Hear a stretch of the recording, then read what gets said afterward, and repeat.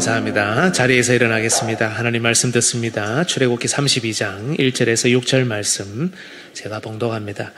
백성이 모세가 산에서 내려옴이 더딤을 보고 모여 백성이 아론에게 이르러 말하되 일어나라 우리를 위하여 우리를 인도할 신을 만들라. 이 모세 곧 우리를 애굽 땅에서 인도하여 낸 사람은 어찌 되었는지 알지 못함이니라. 아론이 그들에게 이르되 너희의 아내와 자녀의 귀에서 금고리를 빼어 내게로 가져오라. 모든 백성이 그 귀에서 금고리를 빼어 아론에게로 가져가매 아론이 그들의 손에서 금고리를 받아 부어서 조각칼로 새겨 송아지 형상을 만드니 그들이 말하되 이스라엘아 이는 너희를 애굽 땅에서 인도하여 낸 너희의 신이로다 하는지라. 아론이 보고 그 앞에 제단을 쌓고 이에 아론이 공포하여 이르되 내일은 여호와의 절일이니라 하니 이튿날에 그들이 일찍 일어나 번제를 드리며 화목제를 드리고 백성이 앉아서 먹고 마시며 일어나서 뛰놀더라. 아멘. 네, 자리에 앉아주십시오. 주 안에서 사랑하는 성도 여러분, 오늘 본문은 소위 금송아지 사건에 관한 말씀입니다. 지금 모세는 하나님의 부르심을 받아 시내산 위에 올라가 있습니다. 산 아래에서 기다리던 이스라엘 백성은 모세가 내려오는 것이 늦어지자 금송아지를 만들었죠. 우상은 그 어떤 형상으로든 만들지 말라는 말씀을 어깁니다. 결국 하나님의 심판을 받습니다. 놀랍게도 이 일은 출애굽이라는 큰 영광을 경험한 지 100일이 채 지나지 않은 시점에 일어났습니다. 시내산에서 살아계신 하나님과 직접 언약을 맺은 지 40일이 채 지나기도 전에 일어난 일입니다. 정말 어리석고 어처구니 없는 일이죠. 그런데 여러분, 이 사건을 보면서 대체로 우리는 이 본문에서만큼은 자유롭다라고 생각하는 것 같습니다. 왜냐하면 우리는 적어도 금송아지 같은 것을 직접 만들어 섬기지 않기 때문이죠.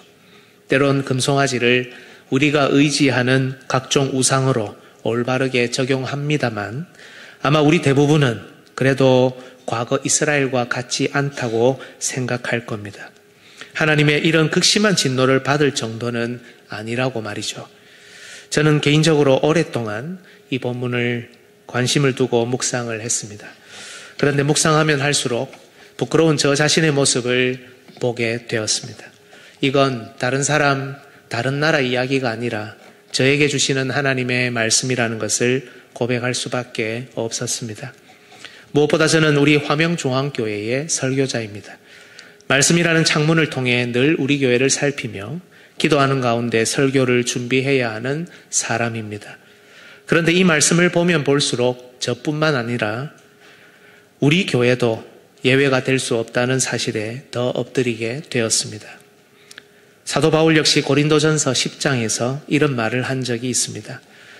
이러한 일은 우리의 본보기가 되어 우리로 하여금 그들이 악을 즐겨한 것 같이 즐겨하는 자가 되지 않게 하려 함이니. 그리고 바로 다음 구절에서 이 본보기로 제시하는 사건 중 하나가 바로 오늘 본문입니다. 바로 다음 10장 7절 우리 같이 한번 읽겠습니다. 시작. 그들 가운데 어떤 사람들과 같이 너희는 우상 숭배하는 자가 되지 말라. 기록된 바 백성이 앉아서 먹고 마시며 일어나서 뛰논다 함과 같으니라. 백성이 앉아서 먹고 마시며 일어나서 뛰논다 라고 되어 있는 이 부분이 오늘 본문 6절을 인용한 것이죠. 본보기가 되어서 악을 즐겨 행하지 않도록 삼아라고 하면서 제시하는 몇 가지 사건 중에 첫 번째가 바로 오늘 본문입니다. 아주 오래전 고대 근동에서 일어났던 오늘 본문의 사건을 바울은 당시 고린도 교회를 비추는 도구로 삼았습니다. 그렇다면 이제 우리 차례입니다. 오늘 본문은 다른 사람, 다른 교회, 다른 나라의 이야기가 아닌 오늘 이 자리에 있는 우리를 비추는 거울이어야 합니다. 그 어떤 경우에도 우리는 하나님 앞에서 이미 얻었다거나 혹은 다 이루었다고 생각할 수 없습니다. 선줄로 생각하는 자는 넘어질까 조심해야 합니다. 올 한 해 우리는 기도하는 가운데 비상을 소망하며 출발했습니다.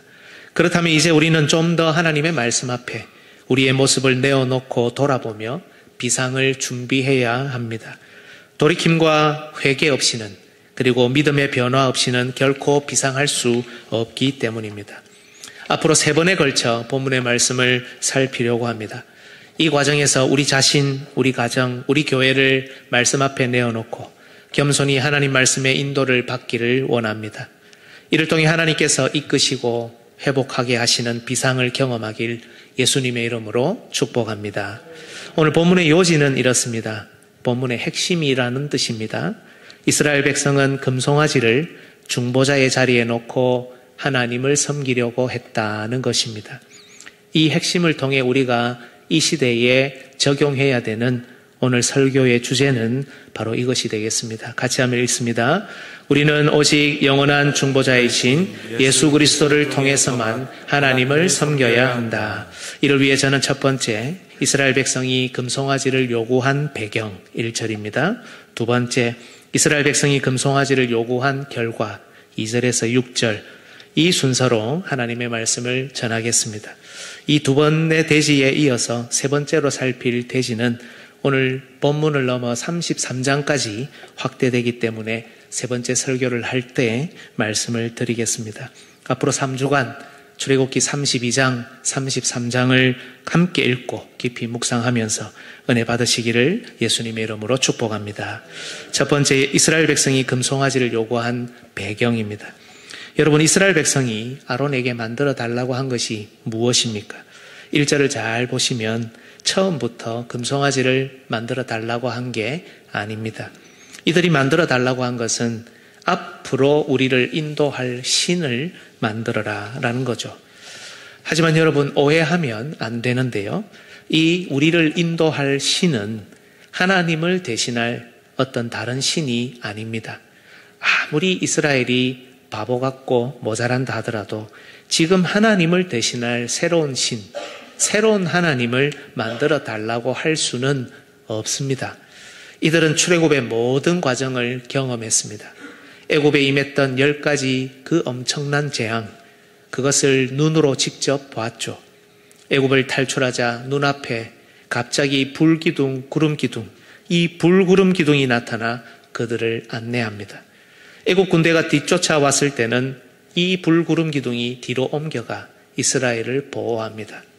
홍해가 갈라집니다. 홍해가 다시 합쳐집니다. 광야에서 먹을 것이 없을 때는 만나와 메추라기가 내려 그들은 먹을 수 있었습니다.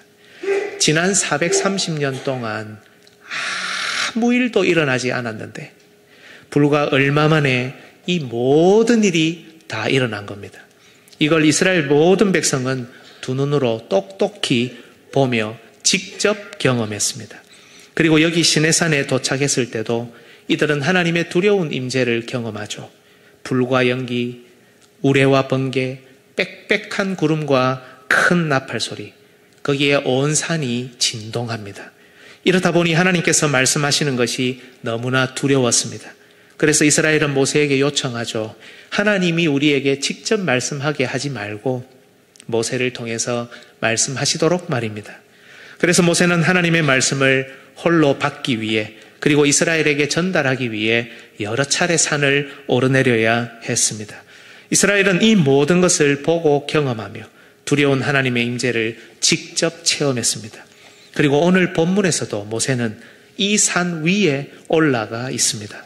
이 여호와의 산에는 여전히 불과 연기, 우레와 번개, 빽빽한 구름이 머물고 있습니다. 지금도 이스라엘은 산 아래에서 이것을 보고 있다는 말입니다. 이 가운데 누가 감히 하나님이 아닌 다른 신, 다른 하나님을 만들어 달라 할 수 있겠습니까? 이건 불가능합니다. 다시 1절을 볼까요? 본문을 정확히 보셔야 합니다. 백성이 모세가 산에서 내려옴이 더딤을 보고 모여 백성이 아론에게 이르러 말하되 일어나라, 우리를 위하여 우리를 인도할 신을 만들라. 이 모세 곧 우리를 애굽 땅에서 인도하여 낸 사람은 어찌 되었는지 알지 못함이니라. 이들이 만들어 달라고 한 것은 앞으로 우리를 인도할 신입니다.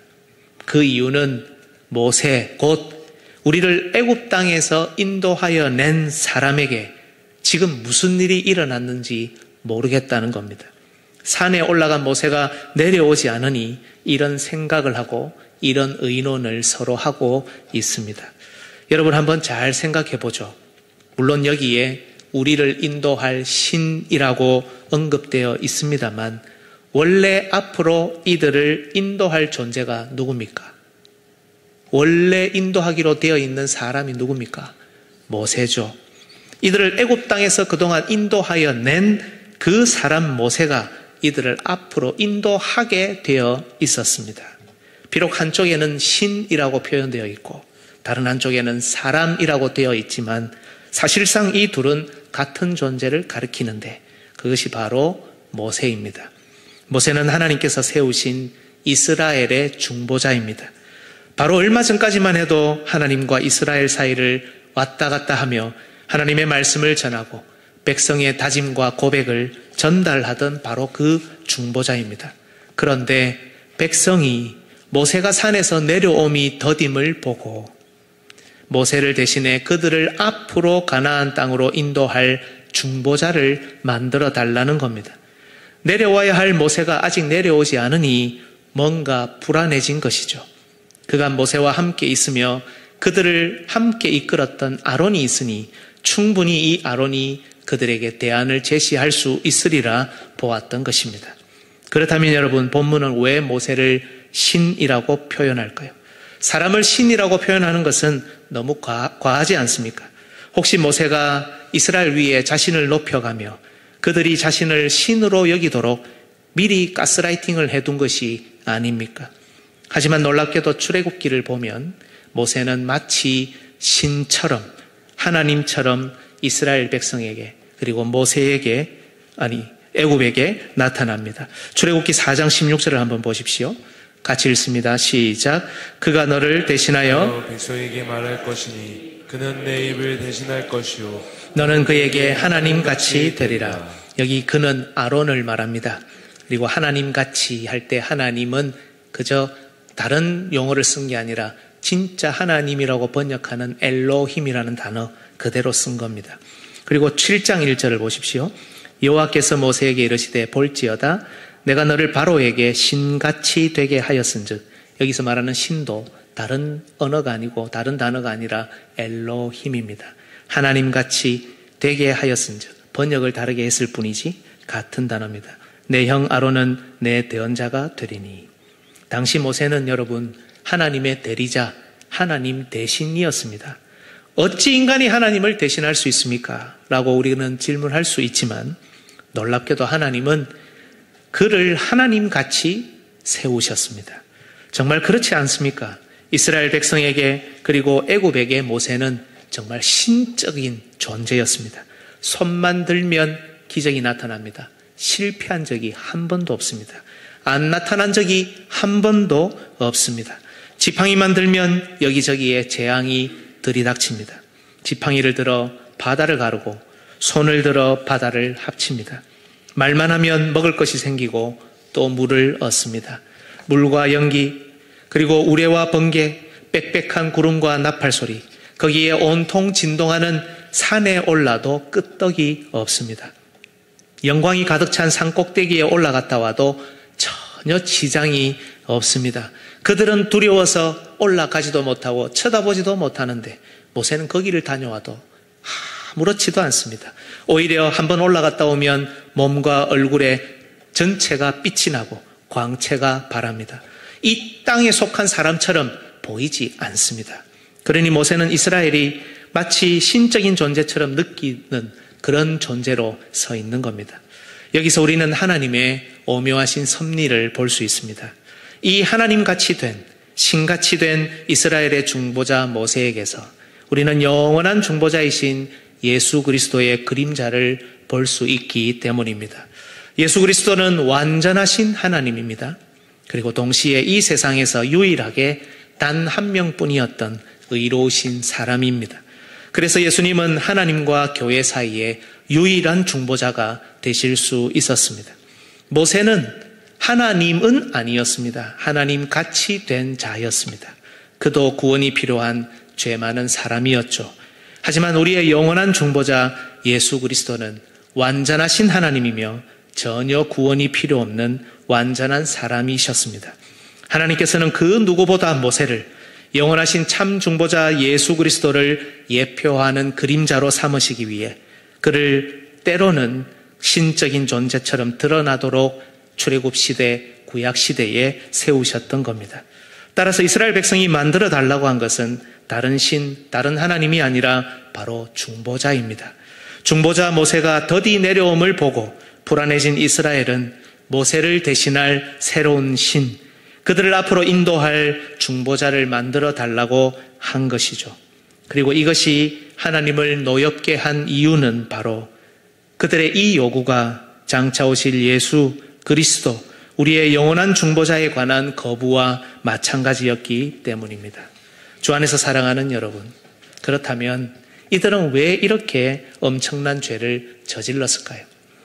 아무리 사람이 모자라고 부족하다 해도 아담으로부터 그리고 족장들로부터 이어지는 여자의 후손에 관한 신앙 하나만 있으면 이것이 얼마나 큰 불경죄인지 잘 알 텐데 왜 이렇게 큰 죄를 짓고 만 것입니까? 이 물음에 답하기 위해 지금부터는 역설적인 언급을 해야 합니다. 왜 이들이 신 그리고 중보자를 만들어 달라고 했을까?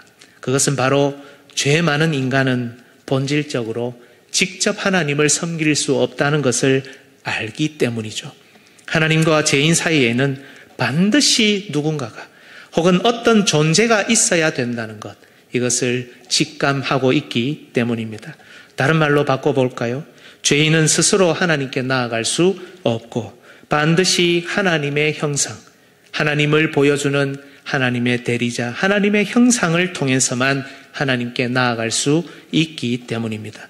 그들이 두려워 모세에게 요청했던 것과 같이 하나님이 직접 말씀하시는 것조차 감당할 수 없었기 때문에 그들에게는 반드시 어떤 존재, 어떤 형상이 필요했던 겁니다. 비록 하나님께서는 이계명으로 형상을 만드는 것을 금하셨지만 사실은 하나님의 참된 형상이 아니고서는 그들 사이에, 하나님과 그들 사이에 중보자 참된 형상이 아니고서는 하나님께 나아갈 수 없다는 것을 알았다는 말씀입니다. 그래서 그들은 우리 눈에 보이지 않는 중보자는 필요 없습니다. 어떻게 됐는지 모르지 않습니까? 우리 눈에 보이는 중보자, 우리 눈에 보이는 형상을 만들어 주십시오. 이렇게 요구했던 것입니다. 따라서 여러분, 너를 위하여 새긴 우상을 만들지 말고라는 이 이계명은 위로 하늘에 있는 것이나 아래로 땅에 있는 것이나 땅 아래 물속에 있는 것의 어떤 형상이든지 만들지 말며라는 이 이계명은 그냥 하나님의 형상을 만들지 말라는 것이 아니라 거짓 형상, 거짓 우상을 만들지 말라는 겁니다. 하나님과 하나님의 백성을 연결해 줄 것처럼 보이는 그 어떤 가짜 하나님의 형상을 만들지 말라는 말씀입니다. 왜냐하면 그 자리는 오직 참된 하나님의 형상이신 예수 그리스도의 것이기 때문입니다. 고린도후서 4장 4절 우리 같이 한번 읽습니다. 시작. 그 중에 세상의 신이 믿지 아니하는 자들의 마음을 혼미하게 하여 그리스도의 영광의 복음의 광채가 비치지 못하게 함이니 그리스도는 하나님의 형상이니라. 하나님의 참 형상으로 이 땅에 오신 그리스도야말로 그들과 하나님 사이에 계셔야 하는 참된 형상, 유일한 하나님의 형상이셨기 때문에 그 자리를 그 어떤 다른 것으로 대체하지 말라는 겁니다. 그리고 참된 하나님의 형상이신 예수님이 오시기 전에 광야의 이스라엘 백성에게는 하나님께서 세우신 하나님 같은 사람 모세가 예수님의 그림자로 그 역할을 대신했던 겁니다. 주 안에서 사랑하는 여러분, 이스라엘 백성이 죄를 범한 것은 맞습니다. 그러나 그들의 처지에서 보면 그 요구는 타당한 요구입니다. 모세가 아니면 누군가 그들 사이에, 하나님과 그들 사이에 있지 않으면 그들은 하나님과 절대로 교제할 수 없었기 때문에 잘못된 요구였지만 그들의 요구는 타당한 것이었다는 겁니다. 출애굽기 20장 18절로 19절 뭇백성이 우레와 번개와 나팔 소리와 산의 연기를 본지라 그들이 볼 때에 떨며 멀리 서서 모세에게 이르되 당신이 우리에게 말씀하소서 우리가 들으리이다. 하나님이 우리에게 말씀하시지 말게 하소서 우리가 죽을까 하나이다. 이스라엘 백성은 출애굽을 준비하면서부터 오직 모세만 따랐습니다. 출애굽 이후 그들이 만난 곳은 아무것도 없는 위험한 광야였습니다. 불뱀과 정갈이 가득하고 곡식과 물을 찾기 거의 불가능하며 극심한 추위와 더위가 공존하고 아말렉 같은 이리떼가 호시탐탐 그들을 노리는 무서운 광야였습니다. 긴 시간은 아니었지만 이 모든 시간을 책임졌던 것이 바로 모세였습니다. 이런 그들에게 40일이나 모세가 보이지 않는 것은 정말 불안한 일입니다. 일종의 두려움이고 공포가 아니겠습니까? 그래서 그들은 아론에게 이렇게 요구한 겁니다.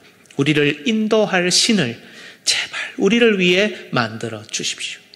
이 사람 모세, 우리를 애굽 땅에서 여기까지 인도해낸 사람은 어찌 되었는지 모르겠습니다. 그러나 여러분, 이스라엘 백성이 한 가지 잊고 있는 내용이 있습니다. 그것은 바로 지금 그들 눈에 중보자는 없지만, 위에 올라가 있지만 그들에게는 중보자가 남겨둔 하나님의 말씀이 있어서 여전히 그 말씀이 그들을 지키고 보호하고 있다는 사실입니다. 여러분, 하나님께서 모세를 다시 산으로 부르신 시점이 언제입니까? 중보자 모세는 애굽에서부터 지금까지 쭉 함께 있었습니다. 그러나 모세는 출애굽기 24장 이후로 40일 동안 이스라엘을 떠나 잠시 올라가 있습니다. 출애굽기 24장의 내용이 무엇입니까? 바로 하나님과 이스라엘이 맺은 언약입니다.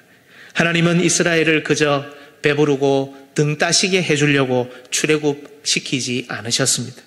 그들 개개인의 부귀 영화만을 위해 이스라엘을 부르신 게 아닙니다.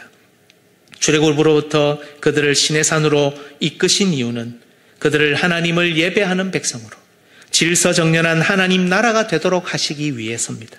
그들 마음 가는 대로 드리는 예배자, 그들이 세운 방식대로 운영하는 나라가 아니라 하나님의 말씀대로 예배하고 하나님의 말씀대로 질서를 세워가는 나라, 이것을 위해 그들을 출애굽시켜 시내산으로 이끌어 오셨던 것입니다. 따라서 출애굽기 24장의 언약 체결 예식 속에는 이에 대한 하나님의 약속과 이스라엘의 고백이 담겨 있습니다. 출애굽기 24장 3절 읽어보겠습니다. 시작.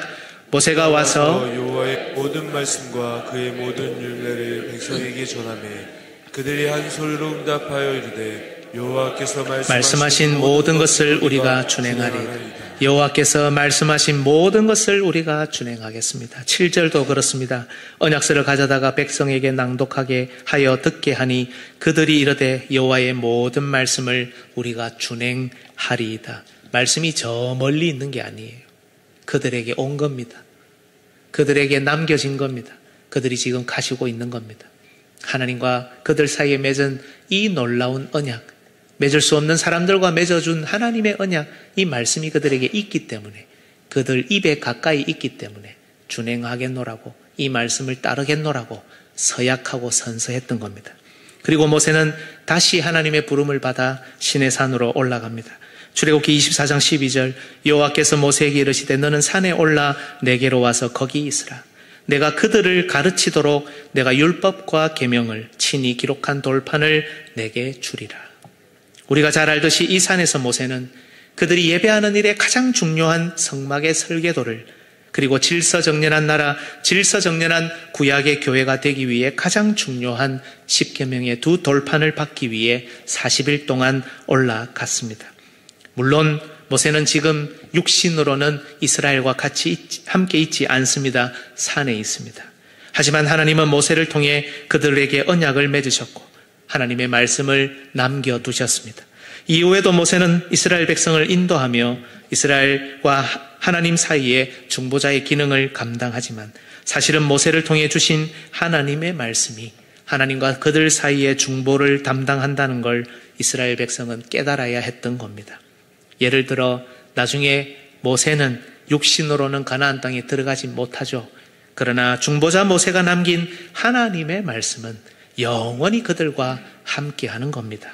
언약식 이후 40일간 모세가 잠시 떠난 것은 앞날을 위한 준비이기도 하고 이 광야 교회가 가져야 될 예배와 질서를 위한 것이기도 했지만 동시에 이스라엘에게 모세가 남긴 하나님의 말씀을 이들이 의지하고 묵상하며 그렇게 훈련을 하는 시간이기도 했던 겁니다.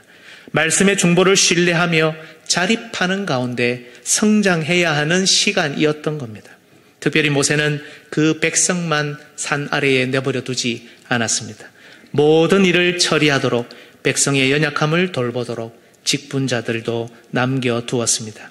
출애굽기 24장 13절로 14절 모세가 그의 부하 여호수아와 함께 일어나 모세가 하나님의 산으로 올라가며 장로들에게 이르되 너희는 여기서 우리가 너희에게로 돌아오기까지 기다리라. 아론과 훌이 너희와 함께 하리니 무릇 일이 있는 자는 그들에게로 나아갈지니라 하고 하지만 이스라엘은 기다리지 못했습니다. 직분자 아론도 기다리지 못했습니다. 말씀을 그들 속에서 묵상해가며 힘을 길러가야 하는데 그렇게 하지 못했습니다. 결국 그들은 금송아지를 만들었던 겁니다.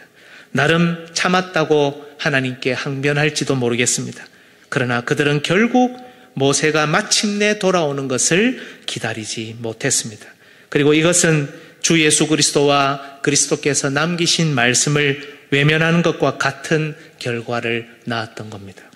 주 안에서 사랑하는 여러분, 본문에서 발생한 위험은 오늘 우리에게도 충분히 일어날 수 있습니다. 우리의 참 중보자이신 예수 그리스도께서는 광야의 모세를 완성하시고 성취하셨습니다. 참된 하나님의 말씀으로 이 땅에 오신 우리 예수님께서는 광야에 남겨진 하나님의 율법도 완성하셨습니다. 예수님께서는 우리의 중보자가 되셔서 이 땅에서의 모든 공생의 사역을 마치시고 하나님과 우리 사이에 맺은 새 언약을 십자가 위에서 완성하신 후에 존귀하신 하나님의 말씀과 직분을 이 땅에 남기시고 하늘로 올라가셨습니다. 하지만 영원히 우리를 떠나신 것이 아닙니다.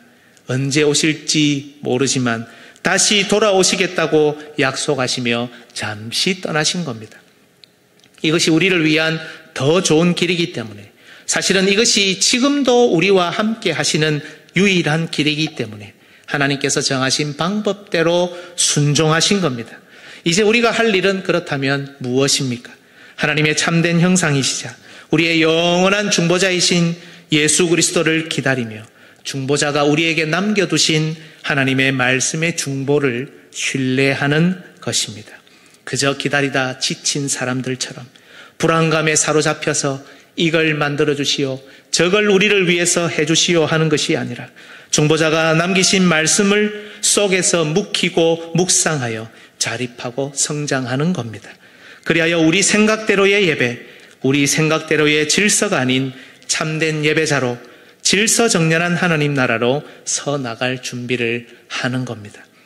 물론 때때로 아니 너무 자주 불안합니다. 그래서 우리도 어떤 다른 형상이 필요한 것이 아닌가. 하늘을 쳐다보고 있으면서도 하나님의 임재를 보고 있으면서도 그렇게 생각하며 심지어 그렇게 의논도 합니다. 마리아를 중보자의 자리에 넣기도 합니다. 여러 종교적인 가치를 그 자리에 두기도 합니다. 정치를 넣기도 하고 문화를 넣기도 합니다. 안락한 삶을 넣기도 하고 자신의 신념도 둡니다. 진리가 아닌 자신의 생각을 교회와 하나님 사이에 두어 갑니다. 이렇게 우리의 영원하신 중보자와 그분의 말씀은 성도들의 불안감 속에 잠시도 그 기능과 역할을 하지 못한 채 우리 주님은 산 위에 우두커니 서 계십니다. 우리 나름대로는 항변합니다. 나름대로는 최선을 다합니다. 하지만 이렇게 우리는 그 결과조차 짐작하지 못한 채 성경을 읽어가면서도 이 결과가 우리에게 있을 것이라는 상상조차 하지 못한 채 하나님을 믿는다면서도 하나님을 그 임재를 경험했다면서도 새로운 형상, 새로운 중보의 기능을 우리를 위해 우리가 만들어갑니다. 마음대로 말입니다. 주 안에서 사랑하는 여러분, 이 세상을 살아가는 것 불안하지 않으십니까? 우리의 가정과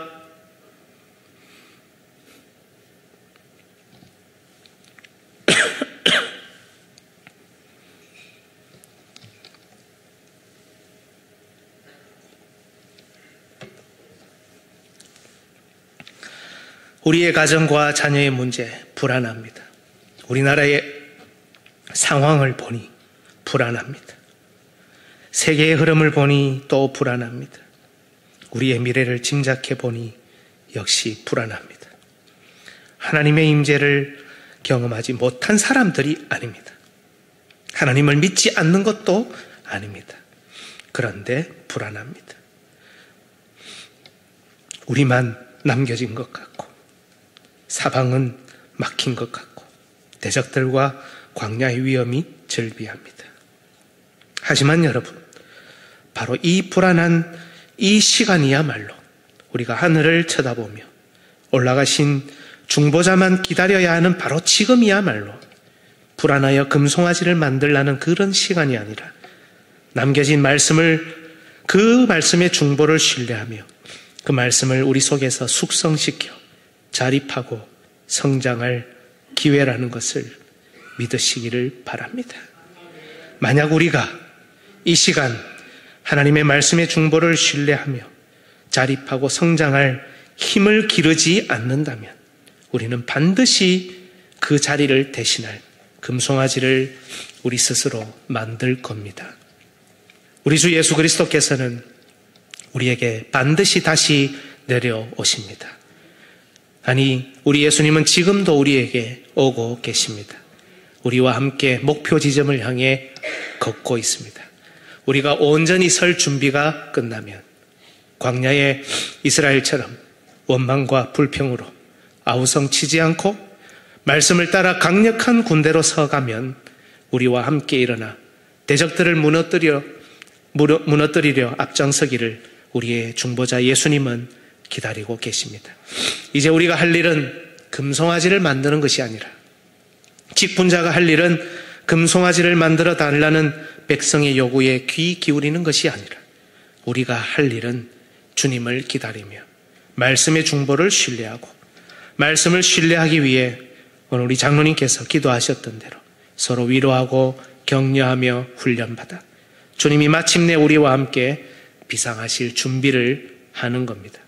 어려운 시절 불안감이 정치, 경제, 사회, 문화 전반에 무엇보다 우리 교회와 우리의 삶에 미치고 있지만 그러나 이때야말로 우리가 일어설 기회라는 것을 여러분 기억하며 오늘도 말씀의 중보를 신뢰하는 가운데 온전히 서가야 할 줄로 믿습니다. 이번 한 주간 불안감을 넘어 말씀의 중보를 신뢰하며 온전히 서는 사랑하는 주의 백성들 되시기를 예수님의 이름으로 축복합니다. 아멘. 찬송가 92장 우리 부르며